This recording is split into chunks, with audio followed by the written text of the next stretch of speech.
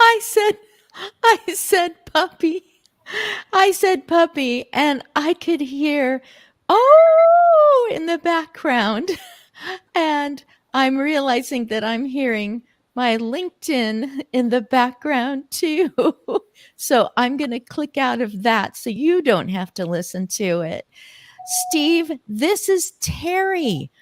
We Hi, we Terry. Terry and I had a few minutes together, but have you ever heard of Terry Scoop before? I don't think so. All That's righty. Is that bad? It probably is bad, huh? So, Terry, what do you do?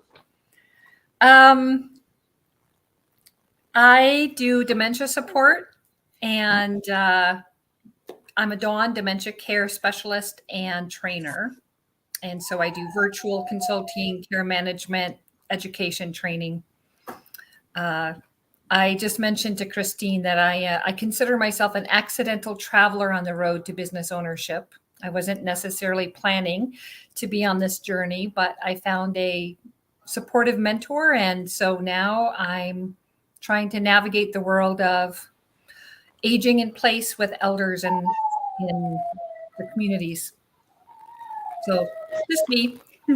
Cool. Terry, So I Terry, you just, are you are puppy approved. Puppy approved. I hear him in the background. yeah.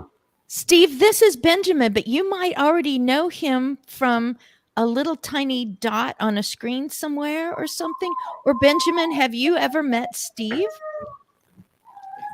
I'm a big fan of Steve's, but I don't think we've actually met yet. Well, nice to meet you. Good to meet you, Steve. That's what I've been hearing this morning from Terry. When you have someone that supports your vision, your pursuit, you say something and their face changes and they're just like, oh, yes, oh my goodness, this has been a part of my life in recent months, years. And there's this energy connection between everyone. So Steve, go ahead and introduce yourself so that Terry knows you more, and we'll know why Benjamin already admires you. Great. So the first thing I have to say is you hear a crying in the background, perhaps, that sounds like a baby or a puppy. It is a new puppy who just joined our house a couple of weeks ago, a couple of days ago.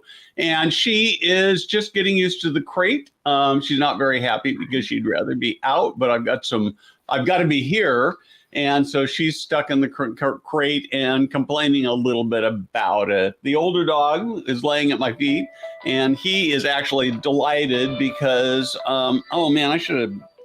it's probably spam anyway. So anyway, turn the phone off.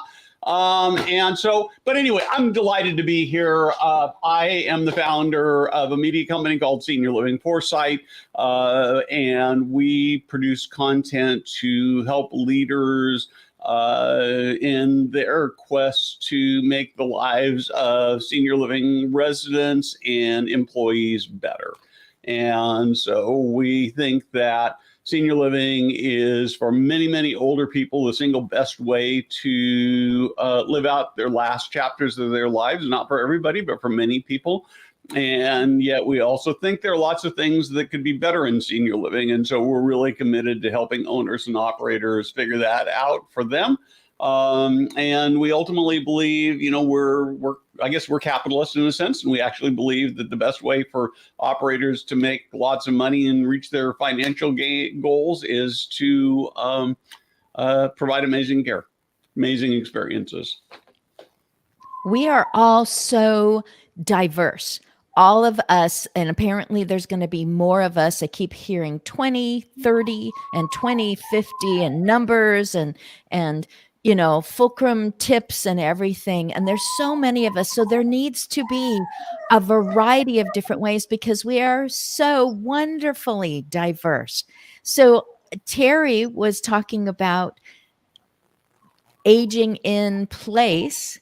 I'm kind of like all over the place with all of this. I have served in a community, but I have served people who were in the community living independently, and it was time for a bit of assistance. I often call it outsourcing those things you don't want to be bothered with so you can go on with what you really want to enjoy.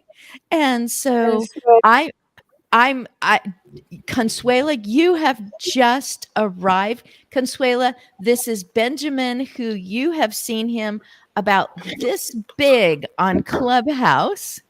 And this is Terry Skoog. Also, I believe she has been on the same Rethinking Aging clubhouses. I'm still trying to remember who's everything.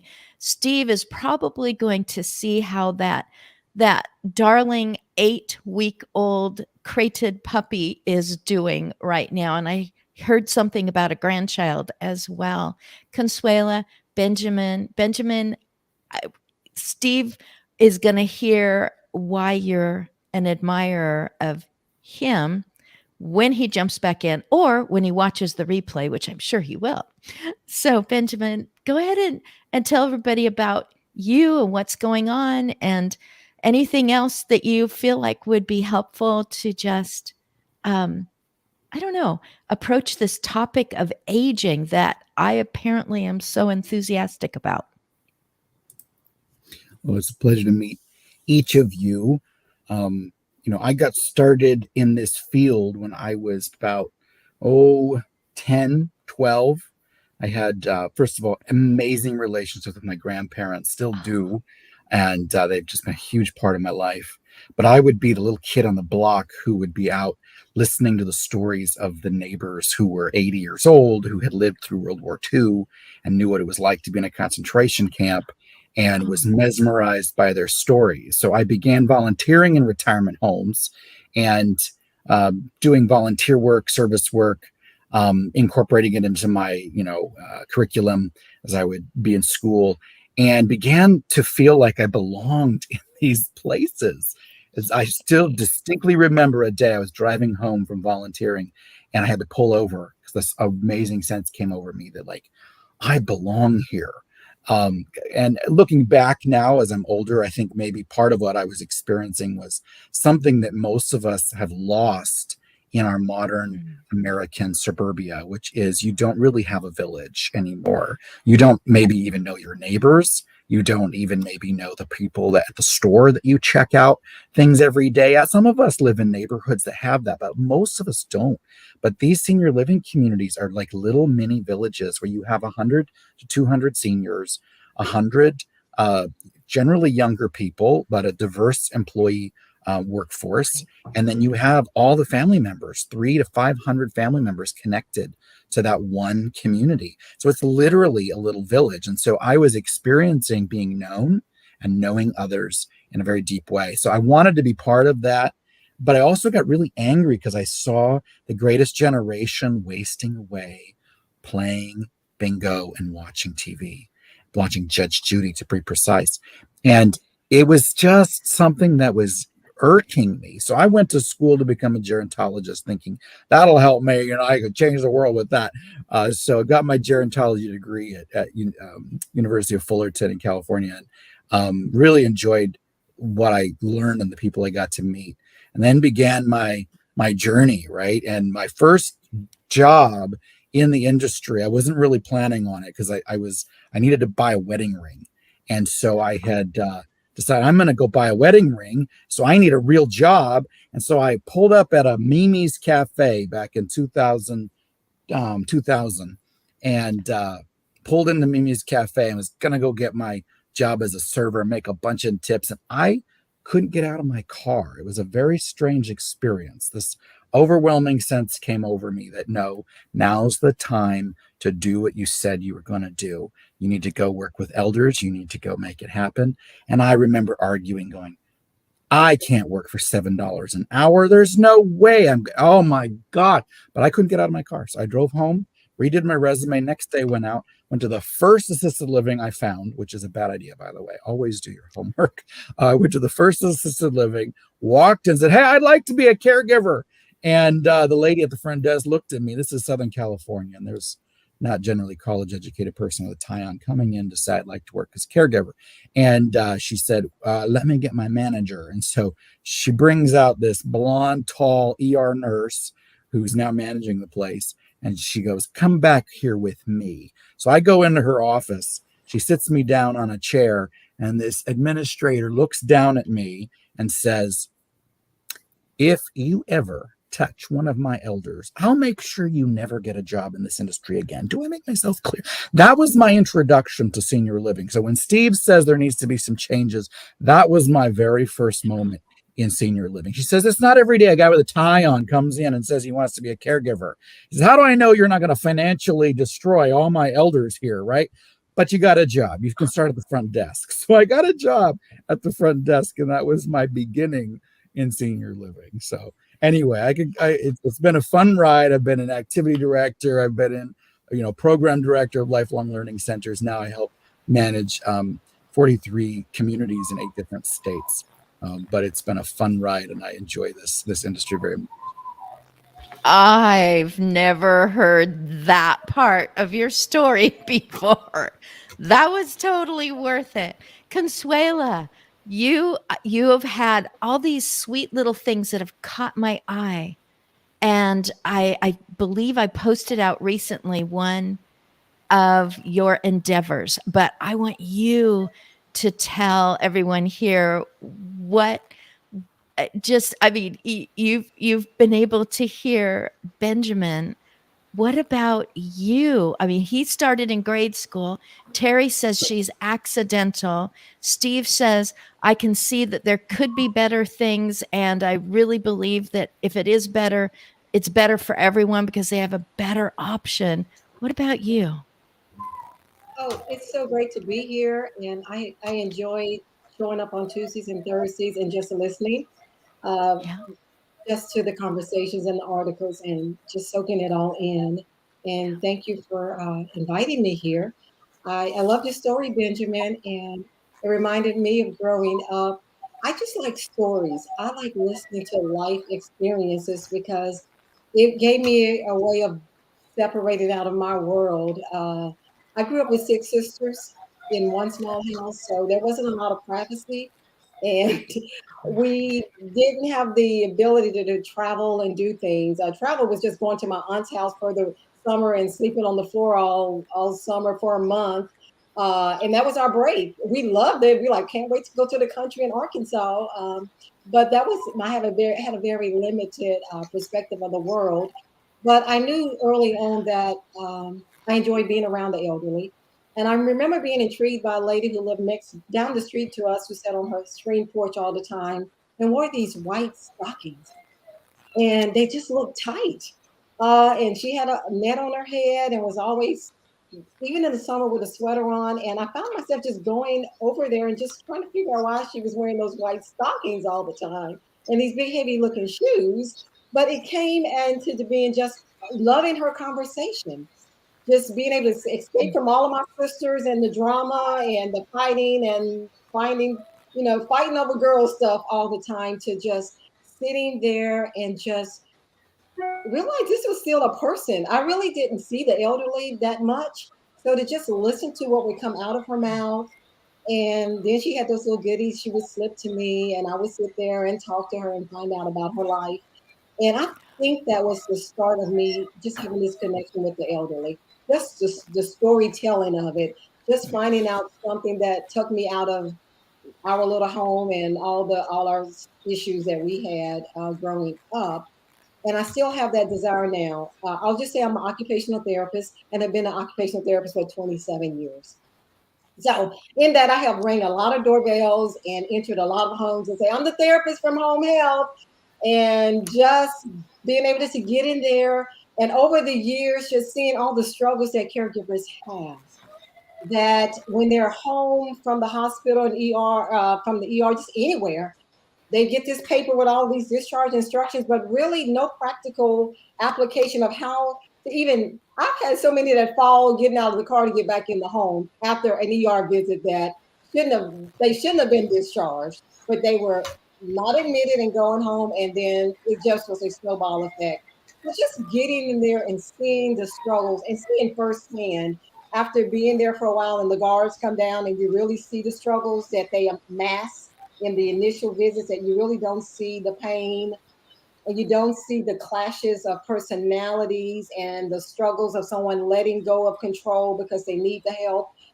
You get to see that if you're going into a home twice a week and you're there for 3, 4, 5, and 6 weeks. You get to see the real people start to come out and really seeing those struggles that caregivers do have and being able to bring education to them. That's my thing. I am just so big on educating the caregivers, getting in there and telling them, look, let me show you why this is so hard. This bed is too tall. This bed is too big. You can't manage a person's life in the details of undergarments and clothing and all the things that you have to do when you're trying to work in a queen size bed. You're wearing yourself out. The bed's against the wall. Going in there and doing the home assessment and really getting there to teach caregivers how to be wise, how to be more creative, how to streamline what they are doing.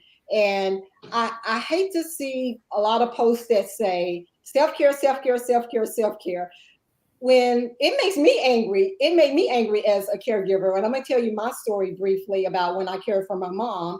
And when I would think, how dare you tell me to take care of myself when every ounce of my being is taking care of them? I don't want to hear self-care. I really feel like you're giving me something else to do on top of all of this other stuff and I'm stuff to do. And I'm really offended that you think I have time to take care of myself.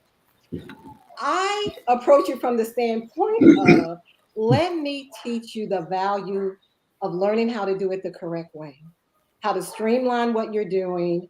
I apologize, my dog is barking. He wants to come through those doors, and I'm not going to let him, but he'll go away. I want to teach you how to streamline what you're doing, how to take some of the load off of you, how to identify people that you have dismissed as part of your team, how you need to get brother back in, although he doesn't want to change diapers. So what? He can't do that. But you got to really tune in on what they can do and utilize it. There's something brother can do to help lighten your load, to take the stress off of you. So as a caregiver coach consultant, I am in there to teach caregivers how to save time, how to protect themselves from injury. Many caregivers are working injured because they're straining, pulling, tugging, and doing all of these things every day. And they're not setting limits with their loved one. And they're allowing mom to say, get me out of bed. She's up for 15 minutes. And then she wants to go back to bed. And then you got all of this and you're wearing yourself out. I'm like, no, you've got to set limits with mom. She's got to make up her mind where she's going to sit and she's going to work through the inconvenience of sitting up because you're inconvenienced. You can't say you don't want to inconvenience mom. You're being inconvenienced and you're surviving. What makes you think mom can't survive a little discomfort, a little inconvenience? And so in my caregiving program, I really try to get the caregiver to decide themselves what changes they need to make. I present all the things that are just wrong. Consuela, you are great. You just walk in with your fresh eyes, with all your experience, and with your care for every individual in that home, whether they're the client or the friend or the maybe. I can't go in there and doing everything wrong. I want to let them know I've been you. Yeah. I've cared for my mom, and I've had to close the door and just turn around and just remember there's laws against things that I'm thinking, but I got to come back in there and just regroup and really have that conversation with my mom that you cannot call me 5 times a night. I have to drive in the daytime. I do home health. I'm weaving off the road because I'm just nodding because you want to call me 10 times to move your leg when you can move your own leg. Just those things. So with me, I my goodness, have to approach it strategically and really gaining that rapport with the caregiver and let them know I was you. I was the stressed out therapist that thought I was superwoman, that I could transfer you 100 times because I have the skills. But my body and my blood pressure and everything else, according to the doctor, was responding to all of the stress that I was under in trying to meet every need of my mom and realizing you can't fix everything. You can make things better, but you got to learn when to move on. So that's finding a foothold. And thank you for the opportunity to be part of this. So when you invited me, I'm like, yes. And thank you for sharing my podcast, which is there to give clients, anybody who's having caregiver dilemmas, call and leave the message. And your answer, I will answer it on the next podcast. I'm like, look, let me tell you how to deal with mom. How to lovingly and Wow. kindly, how I would do it. Oh, Not telling people what to do, but I'm like, you really need to consider these factors as well. What about your husband? You've got to spend time with him. You can't miss these years with your children growing. You can't re-get years. You can't. There's some things you can't undo, and you got to really choose your battles on what are you willing to sacrifice as a caregiver, and what things that you just need to like. I can fix that. So I'm moving on. So that's yes. Everything that you've been talking about requires energy. And Terry, I want to go back to you. Everything requires energy to change culture, to change a mindset that has sunken in for years. They've just fallen into some ruts that they cannot recognize. I was once told, ugh, I could not do what you do. And they were referring to me being a hired in-home caregiver. And I said, do you know what I do? I got my feathers up. And I said, do you know what I do? I restore humanity. When I leave a situation, I can hear a sigh of relief either from the other people in the home or from the person for whom I am there.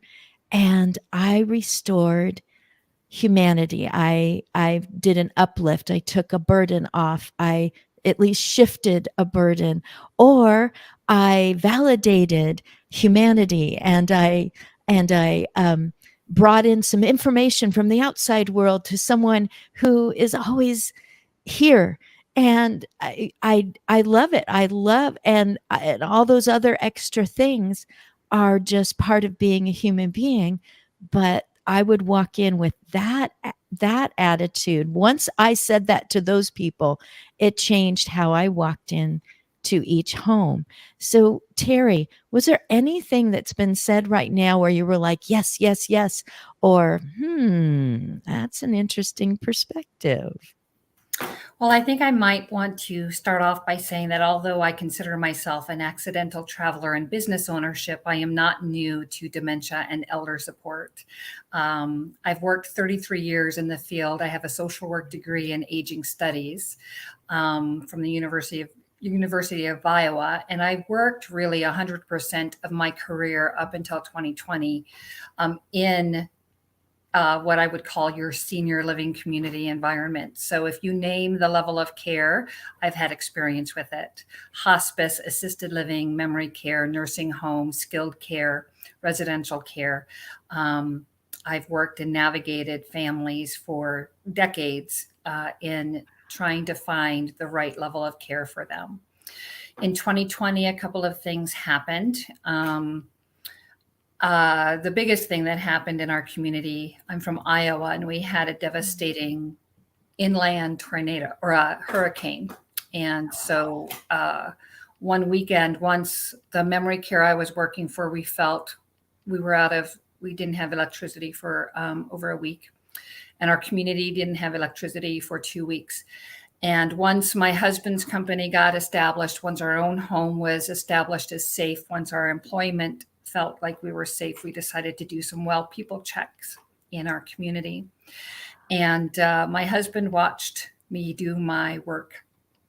And he said, we really need to get you back. We need to get you out into the community. I enjoyed what I was doing for the organized senior living communities. But as a social worker, with great respect, Benjamin, to you and Steve, assisted livings are not affordable to many people in the community. We have 0 assisted living communities in our town right now that accept elderly waiver, unless you're there for at least 3 years private pay. And so as a social worker, I struggled with seeing families who needed care and support and couldn't move into the beautiful communities. And so in 2020, with other things that occurred in 2020, the stress of working in a community during a pandemic, I had an opportunity to rethink, rechange, refocus. And that is when I then decided to help a few families in my community. Benjamin, I did hope to become that village, helping make connections in my church, in my community. And then that is how I ended up at the beginning of this year, having an LLC and creating my own business. And so just to say that, although I'm new to business ownership, I'm new to being my own solopreneur. I'm not quite a gerontopreneur, whatever you call yourself, Christine, because I don't know. I don't think I'm quite I'm getting close to being an elder, but not quite. So yeah, my focus is really aging in place because I have experienced a lot of home care. And I have great respect for all of the levels of care that are available in the community and want to help families make the right choice and decide what is the best choice for them.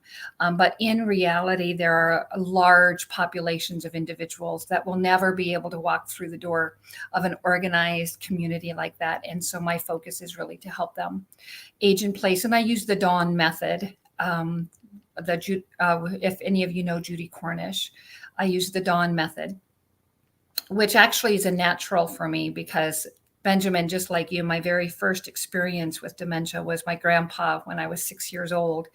I was left alone with him in the house when Mom and Grandma went grocery shopping. And my mom looked at me and said, "Terry, whatever you do, don't let Grandpa leave the house. Don't let Grandpa leave the house." And so that was my first exposure to reality orientation and engagement. And I always say that my mom only left me with one instruction as a 6-year-old. She said, "Don't leave the house." She didn't say, "Don't mess up the house." She didn't say, "Don't get into things." She didn't say, "Don't stay out and about and everything." So we did a beautiful scavenger hunt for about 2.5 hours looking for my grandpa's car keys. And that was the moment my mom said she knew I had a different perspective. I think the other thing, Christine, that you mentioned too is with my aging studies, it was part of the College of Nursing at the University of Iowa. So I was really, from the very beginning, focused on the medical model of dementia support. And in my 33 years of experience, I really struggled there. I knew there was something missing. There was just something not quite right with that medical traditional model of care. And so our focus in my care is more of the strength-based experiential model, where we know dementia is not curable, but we can still live with it. We can still find beauty and hope. So anyway, just wanted to kind of clarify that although I'm new to owning my own business, I'm not new to the world of elder care and support and passion. And so really working with individuals to make sure that they're receiving the best supportive care that they can, wherever that might be. Oh, thank you. Thank you. I thought this morning was going to have some emotion and some weight to it, but wow. Thank you for what you have said. Consuela, Ben, I'm loving this. Steve, do you need to get to your next thing in the next few minutes? Am I remembering? I am good. I am good. Because, I'm here. Yeah, because I don't recall, maybe I didn't have enough chocolate this morning, but did you already say how you ended up here? I mean, whoops. I think we lost him again. Oh, well, he said he was good. No, So I'm here. there he is. I seem to be having camera struggles this morning. I'm not quite sure why that is. And so Me it's as kind of well. coming in and out. So Hey, can Steve, you hear me? did you start in grade school? Did you start in grade school like these three, or is this whole trajectory in your life, did it start just recently? So when I was in my early 20s, I had a friend who bought a little 15-bed board, and we called them board and care. The term assisted living hadn't been invented yet. And he started talking about how much money he could make.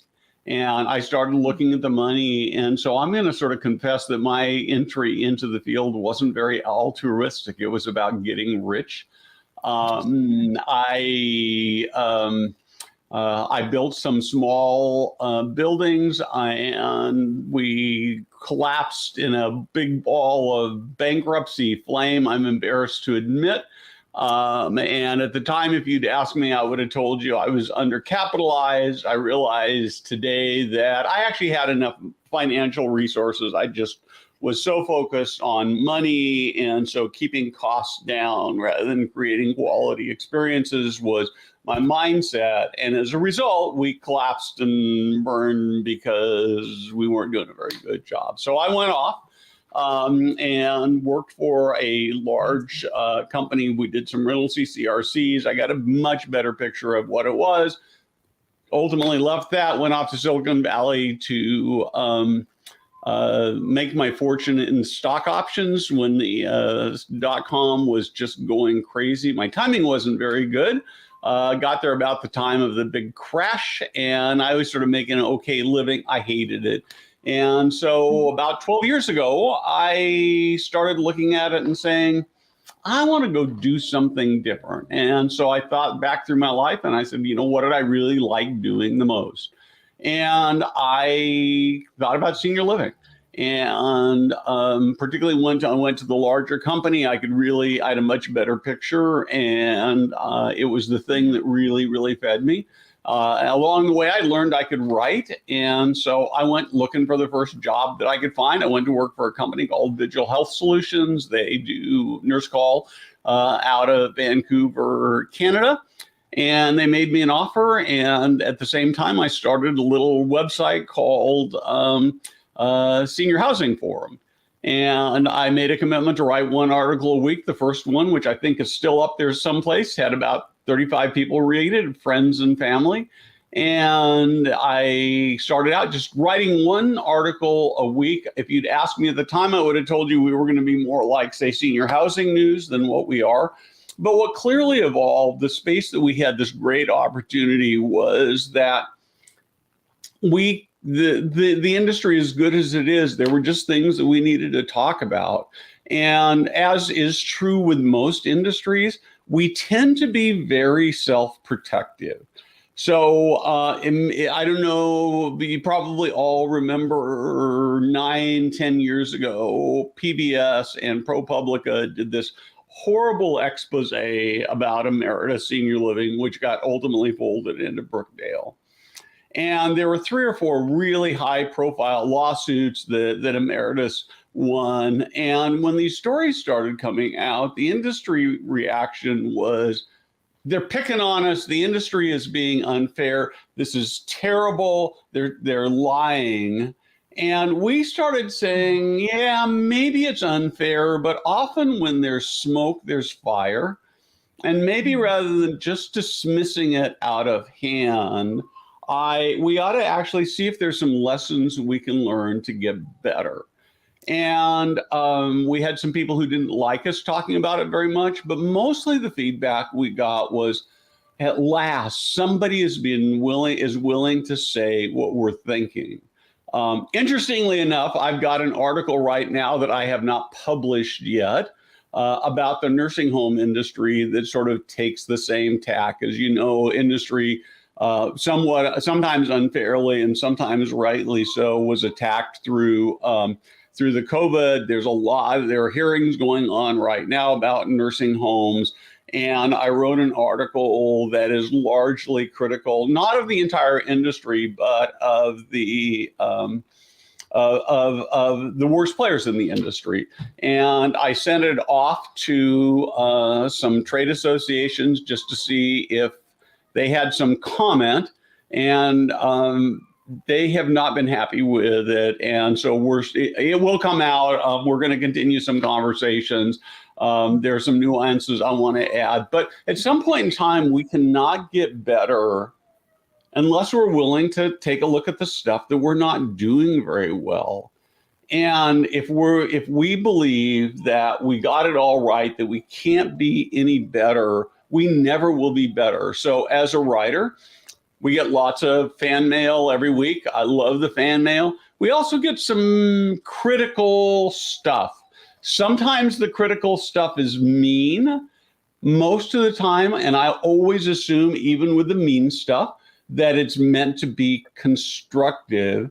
And if I am honest, I learn more from my critics. I have one owner operator who is very reclusive, so I won't tell you anything more about this person than that. And about 2 or 3 times a year, this person will send me an email saying, I think you're full of crap. Can I say that here? And he will always explain it. And we will usually go back and forth. And almost always, it ends up being an article where I talk about his point of view. The other thing I make an offer to is that if I write about something and somebody thinks that what I wrote about is stupid, they usually use more colorful words than that, and they want to write a rebuttal, I will always publish it. I've only had this happen about 3 times. One is an operator in the Northeast, and I was pretty early on in this whole adventure that I'm doing today, so I wouldn't feel the same way about it today that I did back then. But she wrote this article that was just scathingly nasty to me, and I have to, and it was unfair. And I did not want to publish it, but I made a commitment. And the problem is when you write, or when you're on a broadcast like this, if you screw up, you feel like it's the end of the world. It's only an end of the world to you. The only person who will remember it a week from now, if I say something stupid today, which I might, will be me. I know Christine might remember too. The other 3 of you might remember that too. And so it's really important to have some perspective, but we only get better by looking at the stuff that we're not doing very well. And in some sense, when I was early on, it was a lot easier because I didn't know so many people. Now I know a lot of people, which means I'm writing about people who are friends and acquaintances right now. And there are a couple of other things I'm still haven't figured out whether I'm going to handle or how I'm going to handle because of that. So, but along the way, we learned that our place in the industry is really to be, Bill Thomas calls me the town crier, and I've been called the sort of the conscience of the industry, and we wear that very proudly. But at the end of the day, everything we do is designed to help people make the lives of those who work and live in senior living better. That's it. Very simple. We don't take on sponsors who don't buy into that. And do we hit it 100%? I doubt it, but that's our goal. You have driven a road many times and for a long time, and you know where the potholes are because you've had to go in for repairs after hitting those potholes. And I'm referring to you and the whole, crash and burn and why I even got into this. I appreciate that candor for the sake of everyone who will ever hear this, who says, I need to follow someone who doesn't say, I did everything right. Things have been smooth as silk, and I will show you why. And then you will have everything just exactly right too. So it's like, I want to hear the real stuff. And the other thing is that you are not making a career out of just complaining that something ought to be changed, something ought to be done. You are doing your stuff right out in front of everyone publicly to say, this could be better. That would be helpful. Look over there. This is going well. That is something to go toward. Again, the people who are like-minded with you, I will learn from hearing not just nice, frilly, happy, fluffy stuff, but I will really actually improve. I will make a difference. I will be better at this. I'll be a better person if I listen to this. Benjamin?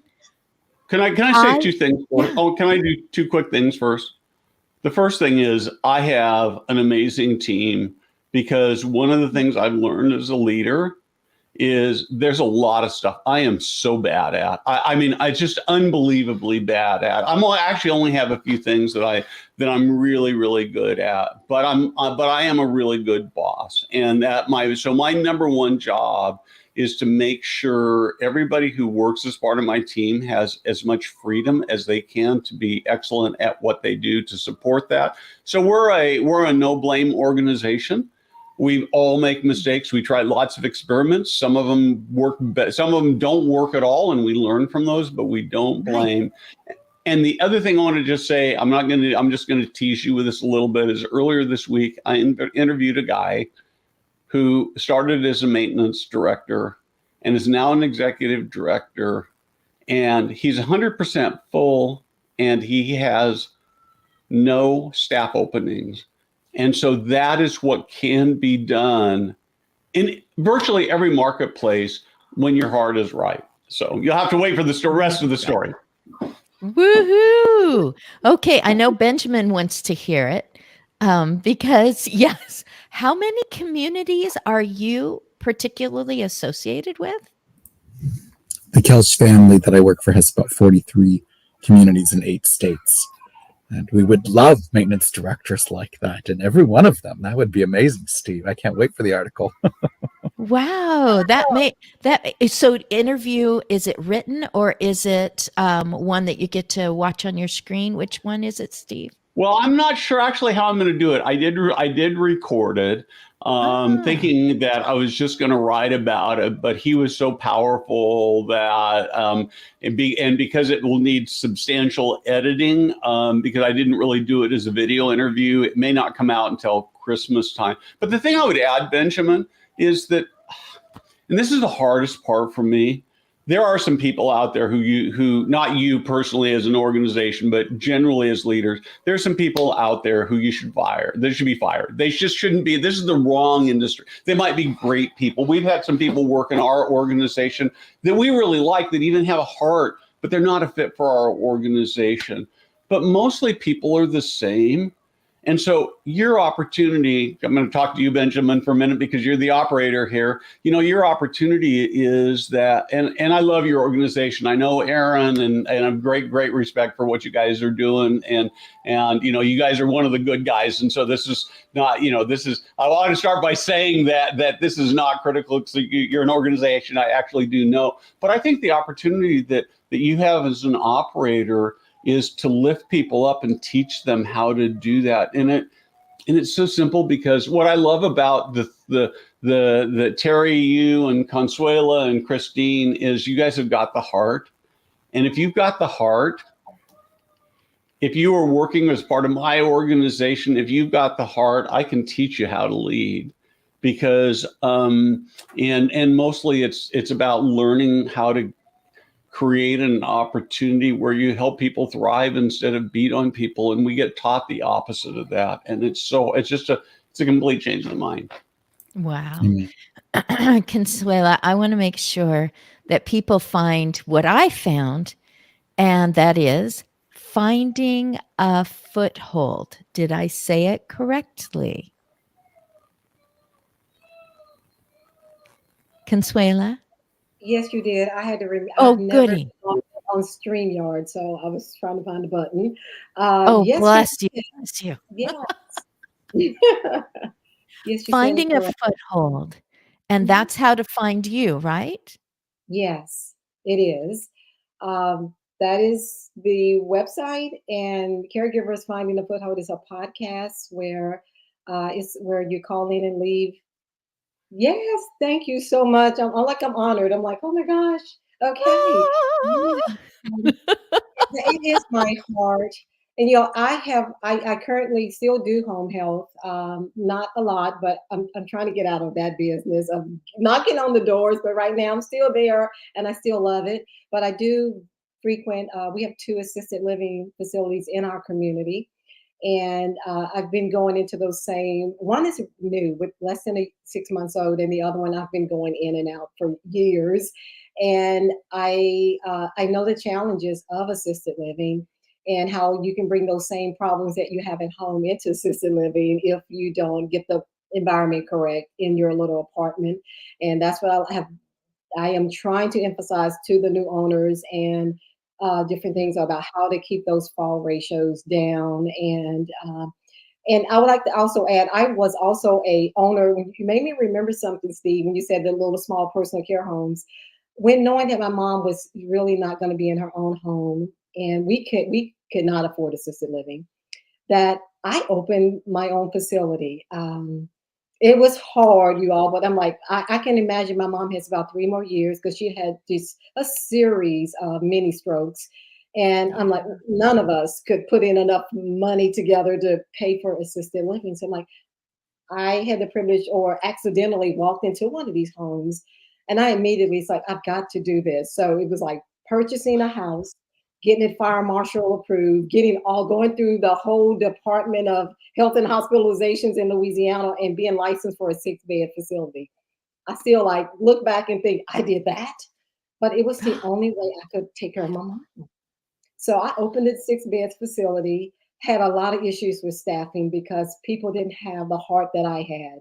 And you've got to keep, I thought maybe getting them out of a nursing home and like, this is, you have only 6 people to take care of. So I want you to really do a good job. But they brought that mindset with them and it did not work well in my little home. So I did keep it open until after my mom passed and until after the last resident passed.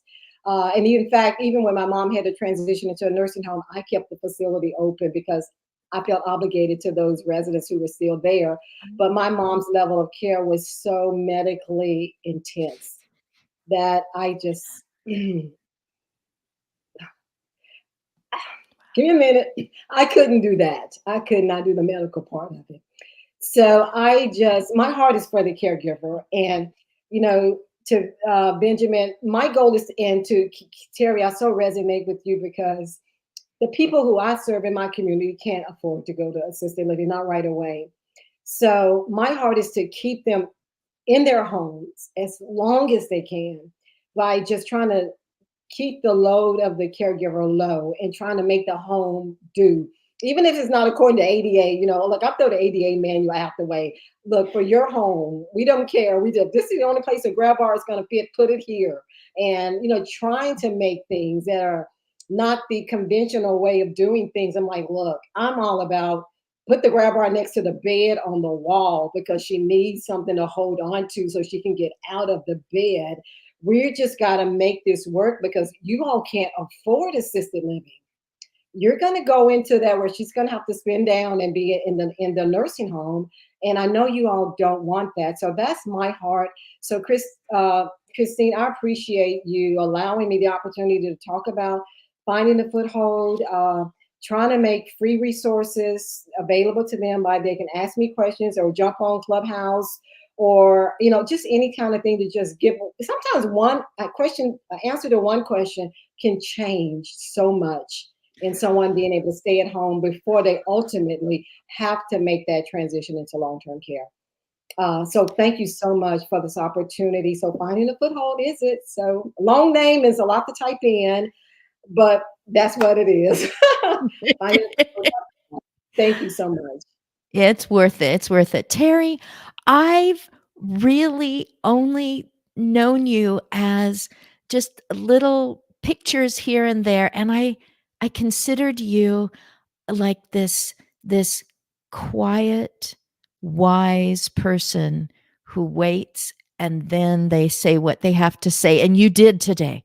Oh my goodness. I loved it. I didn't know that you had been on all those different levels that I only looked at with other people. I was never even a CNA or a med tech or anything. And here you've got something like 33 years and accidentally a solopreneur, but all the rest of it was very, very purposeful, intentional, came from the heart.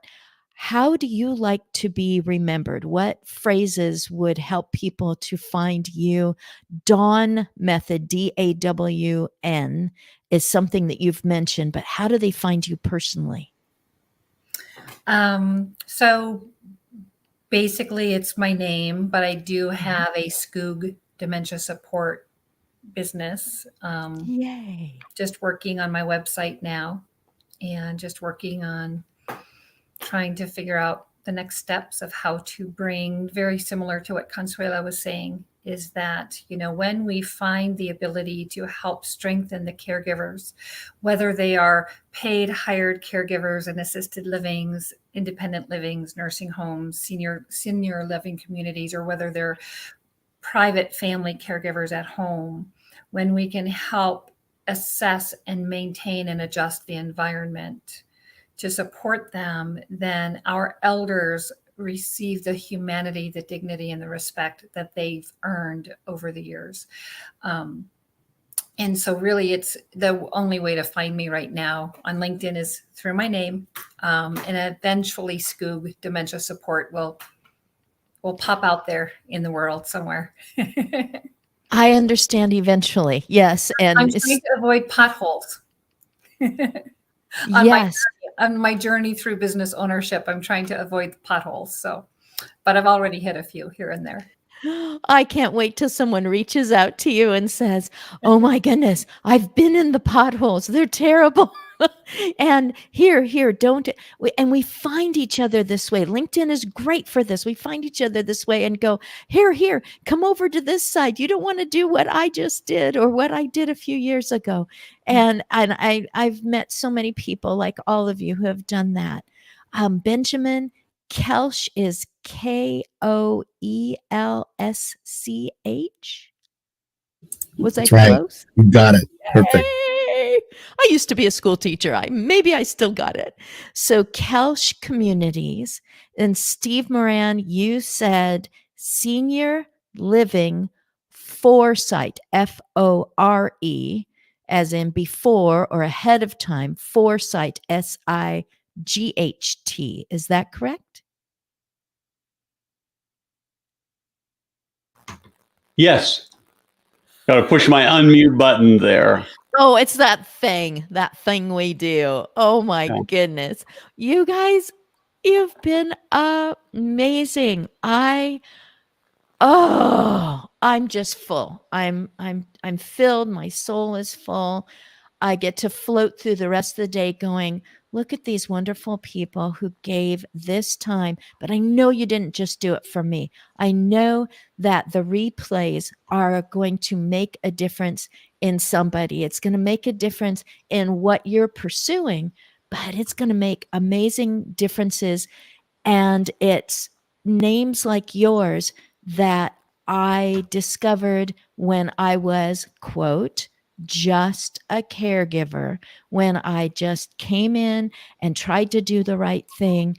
And I saw booklets here and I heard people saying, if only there was some help for this. And I'd go home and try to look up information for those families doing caregiving. And I would go back to my supervisor, who was part of a large, respected senior living community. So it's like I got both. I got everything that you are all saying. I have worked side by side, shoulder to shoulder with occupational therapists, learning what I could do to make life better, not just for my client, but also for those who were trying to help. And I remember the day that a son said to me, I wasn't too thrilled about you at first because you were doing things different, because you were coming in the hired person.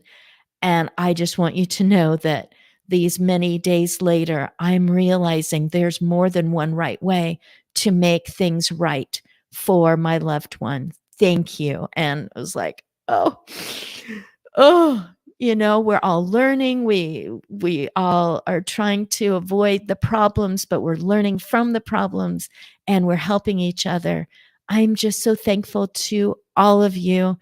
If there's a last word, go ahead and say it, and then I'm going to wave goodbye. Anybody last word? Thanks for being the aging enthusiast and keeping us all in line and cheering us all on. You betcha. Goodbye, good people. Thank you.